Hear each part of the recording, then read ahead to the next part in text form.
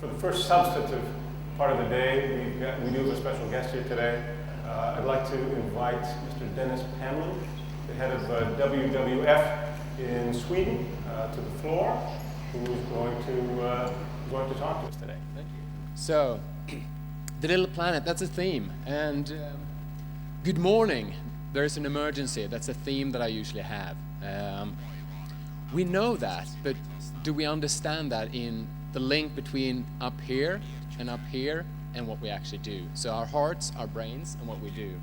And I think to keep that image of the planet always in our mind is so important. It's so easy to be caught up in all these short-term things. I've been working now for 20 years discussing about the planet, but all of a sudden things change. You know, we were here in a telecom company, maybe one of the most important players when it comes to saving the planet. You know, no one would imagine that 10 years ago that telecom operators would play an important role in saving the planet. It was all about stopping things, but now it's about promoting things, and that's, I think, for your generation is something really unique. Because what we're looking at is a theater. That's usually how I describe it. Act 1 was the crime. That was basically when I was born. There was a lot of discussion. Is there a problem? You know, all theater starts by defining the crime. And there was a crime. The crime was the planet was being destroyed. Now, there is no disagreement. We know there is a crime out there.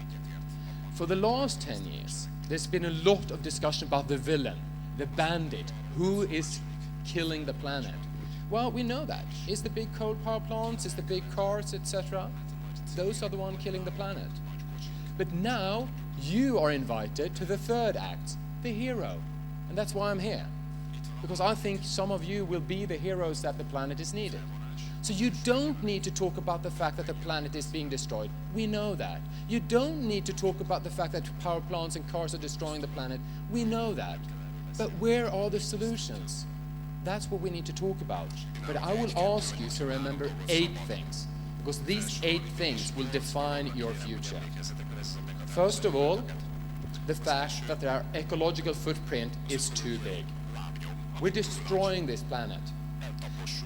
I don't know if you know this, but today is Earth Overshoot Day. This is the day, you know, from January the 1st, New Year, up until today, now we have used up all the natural resources that the planet can provide us. For each day now, we're taking away more than the planet can give. And then also, of course, this with population. We are living on a planet where we, under the next 30 years, will see a 50% increase of population. Today, we're about 6.5 billion people. And when you are old, we're going to be about 9 billion people. 50% more people.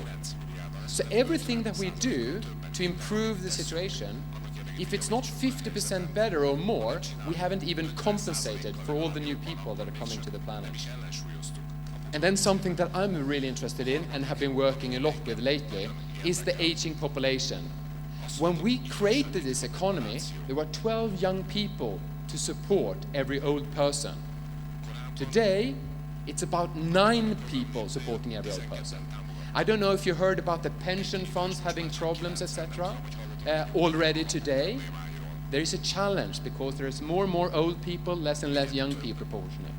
When you are going to look at your pension, there will be 4 people trying to support every old person. You know, last year was the first time in human history that more people lived in cities than in rural areas. For all human history, we've been farmers, basically. That's been the main focus of humans, to make enough food so we can eat. No longer. We have industrialized our agriculture and giving us so much food so we don't really know how much we should eat. And over the coming years, almost all new people being born into this world will move into cities. That's where we will grow. And this also, maybe one of the most controversial that I started with, is that the income gap is growing. This was a graph from 1992, when we said that the income distribution looked like a champagne glass. You know, there's very many people with very little money. and then there's quite a few with very much money. This is even more extreme now. When UNDP, the UN organization that deals with development, because they became famous talking about the champagne glass. But when they tried to make the new picture, they thought it was difficult to produce it because it looked like a G-string. And then finally, and this is maybe one of the most fascinating things that people get frustrated about, because if you look at the top 10 health challenges on the planet, they are very strange, because 5 of them are being underweight, being unsafe water, iron deficiency. These are things people die of because they don't have enough. But in other parts of the world, we have obesity, people being so fat, high blood pressure, high cholesterol, because we eat too much. And this is, for me, absolutely fascinating. How can we have a world when half of the problem is that people eat too much, and half is that people eat too little? So here are 3 suggestions on how to move from ideas to action. And the first thing is this, the 9 billion challenge. If you can live your life thinking that you help the first generation who really provide what everyone on this planet can use. So instead of thinking about how we can create more big cars, maybe smart IT solutions can be used. Everyone on this planet cannot own a big car, but everyone on this planet can own a laptop. How can we start thinking about what is possible for 9 billion people? Because what it is about is that we need to change.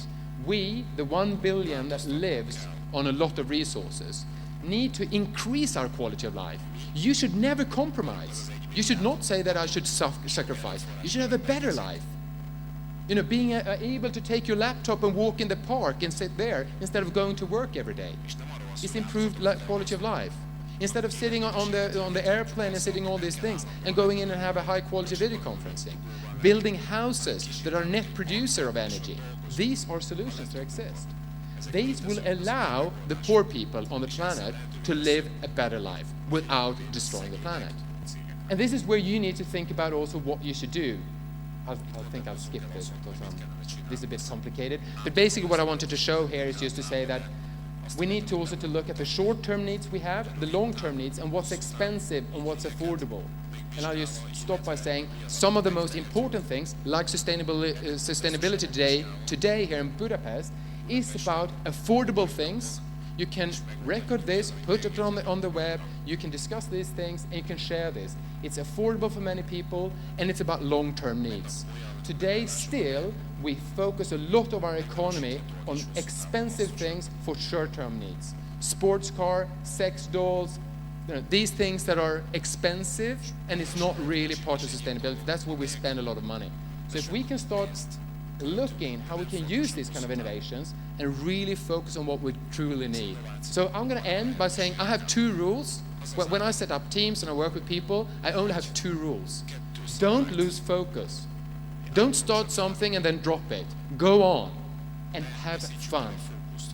If you start sacrificing yourself, if you don't think this is fun, drop it. You need to work out of passion, because it will be tough times, and if you don't really believe in what you do, it will not work.